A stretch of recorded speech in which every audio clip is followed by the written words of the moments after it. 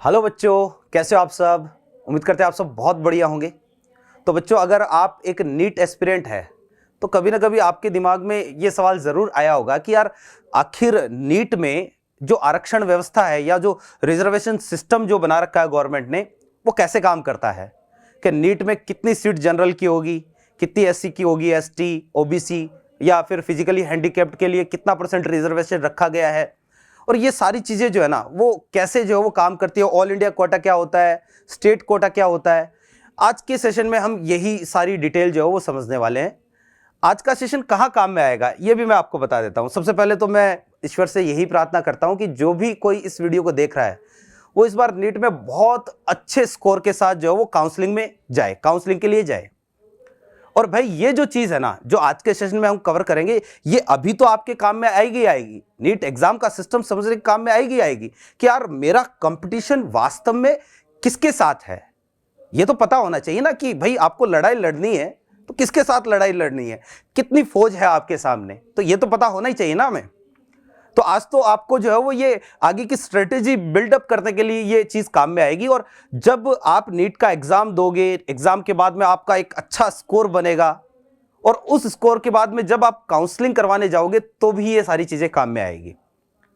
तो भाई इस वीडियो को जो है वो आप पूरा देखना। और जो यही से हम देखो, सबसे पहले जो यही से स्टार्ट करते हैं कि यार रिजर्वेशन सिस्टम हमें समझना है कि यार नीट में कैसे सीटें अलॉट होती है, कौन सी कैटेगरी के बच्चे को कैसे सीट अलॉट होगी। तो इसके लिए जो है सबसे पहले आप देखो कि टोटल जो है ना वो अपने पास कितनी सीट है नीट में, ये समझो पहले तो कि यार नीट में टोटल एमबीबीएस सीट कितनी है। तो अभी जो लेटेस्ट जो एनएमसी की साइट है, ठीक है, जो 12 दिसंबर को अपडेट हुआ था, उसके अकॉर्डिंग जो बच्चे 2024-25 के सेशन में काउंसलिंग करवाएंगे, ठीक है, या जो इस साल जो बच्चे नीट का एग्जाम देंगे, उन बच्चों के लिए ऑलमोस्ट 56,068, ठीक है, इतनी गवर्नमेंट सीट है। हाँ, मैं आपको ये चीज क्लियर कर देता हूं, यहां पर प्राइवेट मेडिकल कॉलेज जो है ना ये खाली एमबीबीएस की है, और प्राइवेट मेडिकल कॉलेज जो है वो मैंने शामिल नहीं की है। लगभग 1,25,000 के आसपास टोटल एमबीबीएस सीट है, जिसमें गवर्नमेंट भी है और प्राइवेट भी है, ठीक है। तो हम केवल गवर्नमेंट की बात करेंगे, प्राइवेट वाली जो है ना, हम सब मिडिल क्लास जो है वो लोग हैं, तो जो है वो 7-7, 8-8 लाख रुपए सालाना जो है फीस नहीं भर सकते। इसके अलावा हॉस्टल हो गया और अदर जो एक्सपेंसेस है उन सबको मिला के ऑलमोस्ट जो है 12 लाख रुपया सालाना जो है वो आपको फीस भरनी पड़ेगी प्राइवेट मेडिकल कॉलेज अगर अलॉट होता है तो। और हमें पता है कि भाई हमारे घर की इनकम नहीं है 12 लाख रुपए सालाना, है ना, तो हमें तो कोशिश करनी है कि गवर्नमेंट ही मिले। तो यहां पर देखो जरा, ऑलमोस्ट 56,000 के आसपास जो है वो अपने पास नीट में टोटल सीट है, ठीक है। और ये जो है वो एमसीआई की साइट पर मिल जाएगा। एमसीआई बोल दो, ये पहले एमसीआई था, अभी जो है वो एनएमसी हो गया इसका नाम बदल के। और लगभग 388 मेडिकल कॉलेज है, 388। इनमें जो है वो कुछ नए ग्रांटेड मेडिकल कॉलेज भी है ना, जो लगभग ऑलमोस्ट 50 मेडिकल कॉलेज जो लास्ट सेशन में जो जिनको ग्रांट किया था गवर्नमेंट ने, तो वो भी इसमें शामिल है। तो इस बार जो है वो आप इतनी गवर्नमेंट कॉलेज के लिए, मतलब इतनी एमबीबीएस सीटों के लिए फाइट करने वाले हैं। ये सबसे बड़ी बात कि यार कितनी सीटें हैं, है ना, कितनी सीटों पर जो है मुझे फाइट करना है, इतनी सीटों पर फाइट करना है। और कोई जो है वो चाहे तो प्राइवेट के लिए भी फाइट कर सकता है, उसकी सीटें जो है लगभग 1,25,000 के आसपास है। तो मेरे ख्याल से जो है वो ये तो क्लियर है कि कितनी गवर्नमेंट सीटें हैं, लगभग 56,000 हम अप्रोक्स ले लेते हैं। इसमें थोड़ा बहुत फिगर जो है वो ऊपर नीचे भी हो सकता है, जब तक आपके काउंसलिंग का टाइम आए, हो सकता है तब तक गवर्नमेंट कुछ नया अनाउंसमेंट कर दे, तो उसके अकॉर्डिंग जो है ये चीजें बदल भी सकती है, ठीक है। फिर इसके बाद देखो जरा कि चलो ये तो हो गया अपने पास गवर्नमेंट सीट। अब हम डायरेक्टली आते देखो कि ये क्या सिस्टम है, इसमें जो स्टेट का कितना है और इसमें जो वो ऑल इंडिया कोटा कितना है। तो आप ये समझना कि जितनी भी सीटें हैं, ठीक है, उनमें से 15% सीटें जो है ना वो है ऑल इंडिया कोटा की, 15%, ठीक है, कि भैया 15% सीटें जो वो है ऑल इंडिया कोटा की, जैसे 15% ऑल, और बाकी जो है ना वो 85% जो किसकी है, वो स्टेट कोटा के थ्रू भरी जाएगी। भैया यार ये तो समझ में नहीं आया कि ऑल इंडिया कोटा क्या है और स्टेट कोटा क्या है। तो आप देखो, जैसे एक छोटा सा एग्जाम्पल मैं आपको बताता हूं, जैसे एसएमएस है ना, एसएमएस जयपुर, ठीक है, राजस्थान का सबसे अच्छा मेडिकल कॉलेज माना जाता है ना, सबसे पुराना सबसे अच्छा मेडिकल कॉलेज माना जाता है। इसमें टोटल जो है वो 250 एमबीबीएस की सीटें हैं, ठीक है, 250। अब 250 में से 15%, ऑलमोस्ट 35 से 40 सीटें, ठीक है, ये भरी जाएगी भैया जी ऑल इंडिया कोटे के तहत। कहने का मतलब ये है कि ऑल इंडिया कोटे में मतलब ये जो है वो इन सीटों पर कोई भी आ सकता है, इन सीटों पर कोई भी जो वो अपने अप्लाई कर सकता है, चाहे वो किसी भी स्टेट का हो। हरियाणा का बच्चा चाहे कि यार मेरे को एसएमएस जयपुर चाहिए, तो वो पहले नीट में जो है वो इतने मार्क्स लेके आए कि वो ऑल इंडिया कोटे के तहत अप्लाई करने में सक्षम हो। फिर जो उसके मार्क्स इतने होने चाहिए कि ऑल इंडिया कोटे की एसएमएस की जो कट ऑफ है उसको वो क्रॉस करे, तो उसको जो वो एसएमएस मिल सकता है। कहने का मतलब ये है कि ऑल इंडिया कोटे के तहत पूरे इंडिया में कोई भी बच्चा अपनी मनचाही कॉलेज को किसी भी स्टेट में जो है वो उसके लिए फिलिंग कर सकता है काउंसलिंग में, ठीक है। हरियाणा के बच्चे को जो अगर एसएमएस चाहिए तो वो जो इन 35 से 40 सीटों में से किसी एक सीट के लिए अप्लाई कर सकता है। अगर मान लो किसी तेलंगाना के बच्चे की इच्छा कि नहीं यार मैं तो जाऊंगा जयपुर एसएमएस में पढ़ूंगा, तो वो इन सीटों के लिए अप्लाई कर सकता है, ठीक है। किसी गुजरात के बच्चे को, महाराष्ट्र के बच्चे को, कोई भी इन सीटों के लिए अप्लाई कर सकता है। इवन आप जो है वो जयपुर से हो और आपकी इच्छा है कि मैं ऑल इंडिया कोटा के तहत जो है वो जयपुर एसएमएस में एडमिशन लेना चाहता हूं, तो आप भी कर सकते हो, ठीक है। और बाकी जो 85% है ना, ये सारी सीटें रिजर्व्ड है किसके लिए? स्टेट के लिए। इनमें स्टेट कोटा के तहत एडमिशन होगा, यानी कि ये 85% जो सीट है ना, ये केवल राजस्थान के बच्चे के लिए। मैं एसएमएस के रेस्पेक्ट में बात कर रहा हूं। 85% सीट जो है वो किसके लिए रहेगी? राजस्थान के बच्चे के लिए। अब इसमें अलग अलग है कि इसमें जनरल अलग है, इसमें ओबीसी अलग है, इसमें एससी एसटी, फिजिकली हैंडीकैप्ड, वो सारी चीजें अलग है, उन पर भी अभी हम आएंगे, ठीक है। तो भाई ये तो हुई एक बात कि 85% सीटें तो कहां से भरी जाएगी? स्टेट से भरी जाएगी, कि इन पर तो केवल राजस्थान का बच्चा ही बैठेगा, इन पर तो केवल राजस्थान का बच्चा ही डॉक्टर बनेगा, बाकी दूसरे स्टेट के बच्चे जो यहां पर डॉक्टर नहीं बनेंगे। और बाकी जो 15% है, ऐसे ही जो आप ये मानो कि हर कॉलेज में 15% सीटें जो है ना वो ऑल इंडिया कोटे के तहत ली गई है। तो अगर आप 56,000 का 15% देखोगे तो जितने भी जो वो 8-10 हज़ार सीटें होती है वो केवल जो है वो किसके थ्रू जाने वाली है? वो ऑल इंडिया कोटे के तहत जाने वाली है। ऑल इंडिया AIR मतलब आप ये मानो AIQ से वो सीटें फिलअप होगी, उन पर हर बच्चे का समान अधिकार है जो भी एलिजिबल है, ठीक। फिर इसके आगे चलते हैं। अब आप देखो कि यार यहां से जो है वो अपने पास नेक्स्ट जो है, ओके, हाँ, अब देखो कि कौन सी कैटेगरी का ये सबसे बड़ा जो है ना, ये यहाँ पर थोड़ा सा जनरल वालों को दुख होता होगा, है ना, लेकिन ओबीसी वालों को दुख होता होगा, SC ST वालों को थोड़ा सा यहाँ पर फायदा होता है, ठीक है ना। लेकिन भाई देखो जो आरक्षण व्यवस्था बनाई गई है बहुत सोच समझ के बनाई गई है, ठीक है ना। तो यहाँ पर आप समझो कौन सी कैटेगरी वाइज जो कितना क्या रहने वाला है ना। तो जनरल EWS, अब यार पहले तो ये EWS क्या होता है, ये जो है वो सिस्टम समझ में नहीं है। EWS क्या है?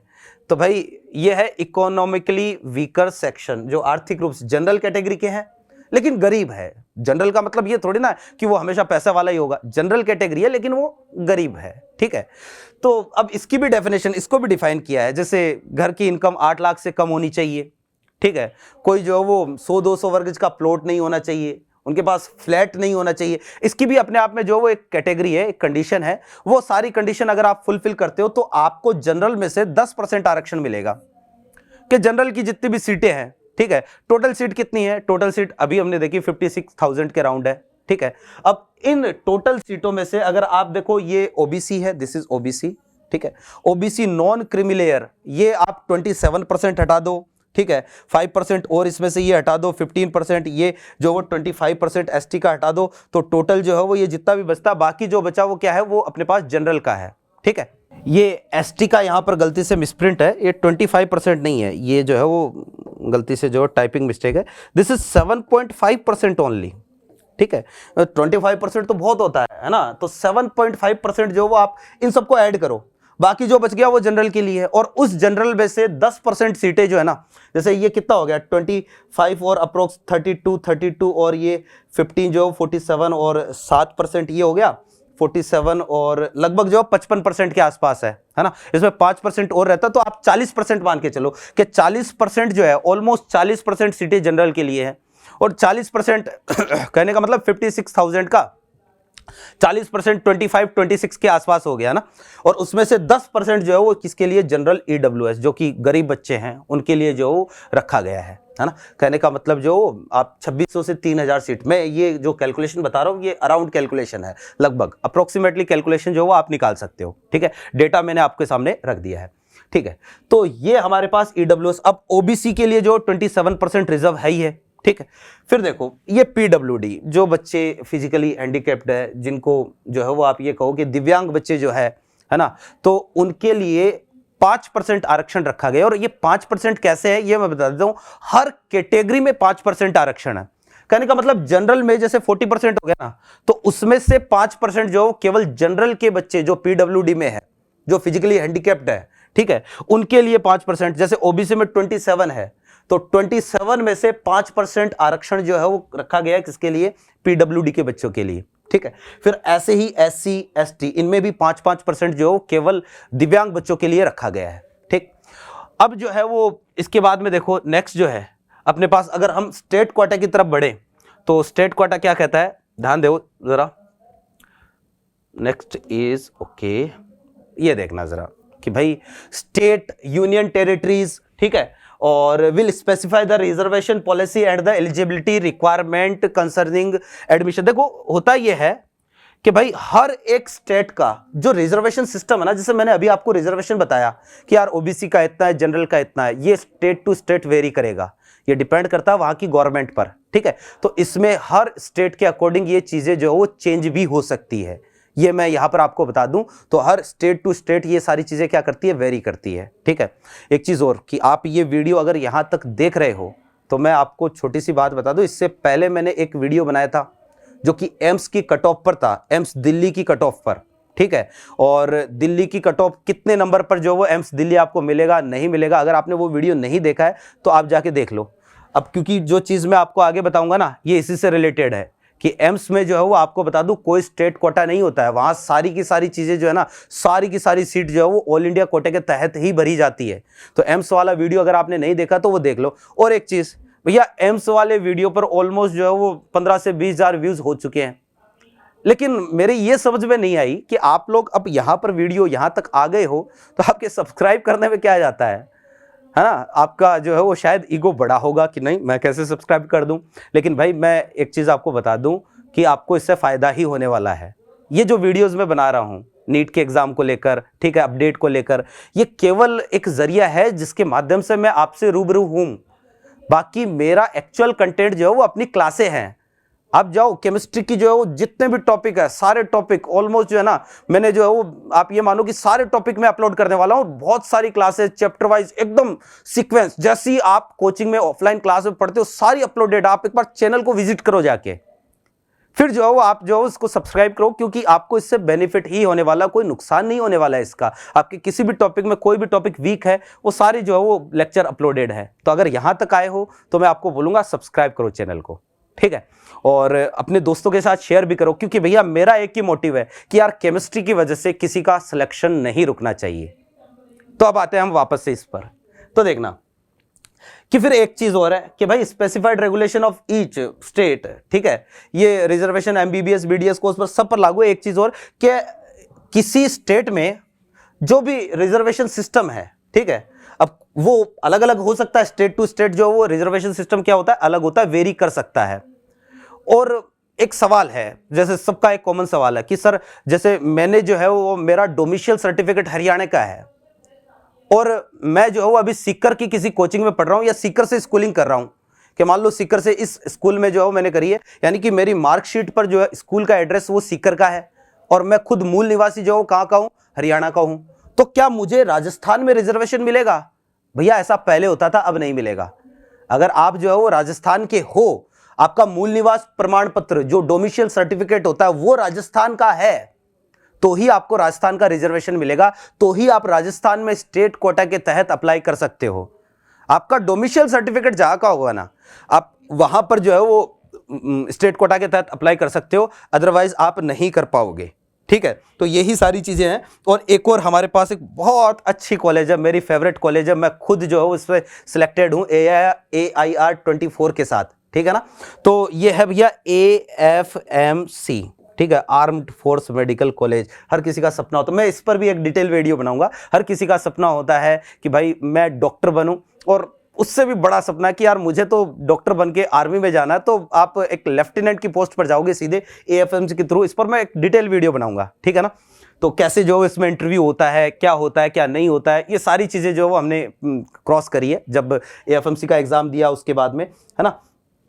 तो यहाँ पर आर्म्ड फोर्स मेडिकल कॉलेज, इसका अलग सिस्टम है भैया, ठीक है। ये सारी चीजें जो इस पर लागू नहीं होती है, ये सारी आर्म सर्विसेज के अंडर आती है। तो वहां पर जो है वो अपने अकॉर्डिंग इसको क्या कर सकते हैं, इस सारे रिजर्वेशन को चेंज कर सकते हैं। तो हर एक स्टेट का मैंने कहा कि रिजर्वेशन सिस्टम अलग हो सकता है, एएफएमसी पर ये सारी चीजें लागू नहीं होगी, ठीक। फिर थोड़ा सा और आगे बढ़ते हैं। देखो जरा नेक्स्ट जो अपने पास है ना, कि यार आप ये मानो, चलो ये हो गया, और इसके बाद में लास्ट हमारे पास ये है कि भाई ये वो कॉलेजेस है जिन पर स्टेट कोटा लागू नहीं है। अभी मैंने कहा था ना आपको कि एम्स, भैया एम्स में जितनी भी सीटें हैं, चाहे वो किसी भी स्टेट का एम्स हो, तो बहुत सारे हो गए, पहले केवल एक था।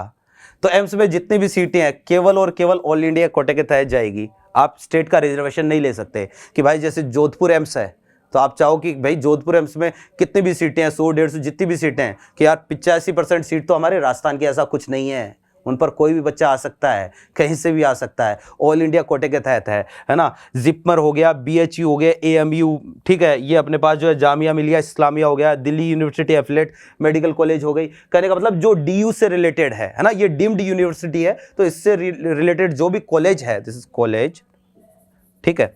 तो जो भी कॉलेज है वो सारी की सारी जो है वो ऑल इंडिया कोटे के तहत ही भरी जाती है, उनमें स्टेट कोटा एप्लीकेबल नहीं है, ठीक है। तो भैया ये था रिजर्वेशन सिस्टम, कि भाई आपको जो है वो ये ध्यान में होना चाहिए कि आपके आसपास की जो मेडिकल कॉलेज है जो आपकी स्टेट की है, उसमें 85% कॉलेजेस, 85% सीटें सिर्फ आपके लिए है, और 15% सीटों पर कोई भी आ सकता है। कितनी मेडिकल कॉलेज है, कितनी, लगभग 388 मेडिकल कॉलेज है, और भी बढ़ सकती है। लगभग 56,000 सीटों पर आपको इस बार कंपीट करना है। अब देख लो आपको अपनी तैयारी कैसे रखनी है, ठीक है। तो भाई ये था, बाकी जो है वो किसी न किसी बहाने से मैं आपसे मिलते रहूंगा, ठीक है ना। ये एक बहाना है, अपना एक्चुअल जो है ना वो सारा सब कुछ क्लासे है भाई। आप जो है वो देखो, देखते हो, वीडियो देखते हो, ठीक है, अच्छी बात है, लेकिन भाई वो क्लासे जो है वो ही अल्टीमेटली सबसे ज्यादा काम में आएगी, क्योंकि ये सारी चीजें सेकेंडरी है। तो आपके किसी भी तरीके का कोई भी डाउट आता है केमिस्ट्री में और वो टॉपिक वो अपलोडेड है, तो आप जाके देख लो। मैं गारंटी लेता हूं आपको ऑफलाइन क्लास से भी ज्यादा अच्छा लगेगा ऑनलाइन क्लास में, और लेवल जो वो एकदम सफिशिएंट है, जितना नीट में आता है लेवल उतना रखा है, ठीक है। तो यहां से मिलते हैं हम फिर से किसी एक और लेक्चर में, ऐसे ही इंफॉर्मेटिव लेक्चर में मिलेंगे। तब तक के लिए थैंक यू।